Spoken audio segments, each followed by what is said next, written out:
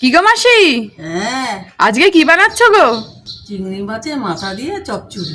এ দেখ, সবজিগুলো সব কেটে নিয়েছি। চিংড়ি মাছের মাথাগুলো ভাজা হয়ে গেছে, এবার তুলে দিচ্ছি।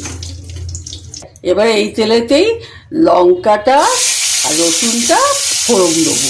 এবার এই তেলেতেই বেগুনগুলো নাড়াচাড়া করে দেবো। এ দেখ, স্বাদ অনুযায়ী লবণ দিয়ে দিলাম। এবার হলুদ গুঁড়ো।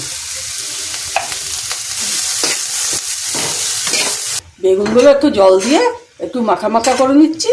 এবারে চিংড়ি মাছের মাথাগুলো ঢেলে দেবো।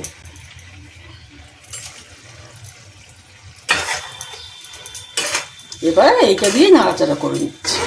মাখা মাখা হয়ে গেলে নামিয়ে নেবো। দেখে তো খুব ভালো মনে হচ্ছে গো, খুব হ্যাঁ। টেস্টি হয়েছে মনে হচ্ছে। হ্যাঁ হ্যাঁ, দেখবি চিংড়ি মাছের মাথার চচ্চড়িটা গরম গরম ভাতের সঙ্গে দারুণ।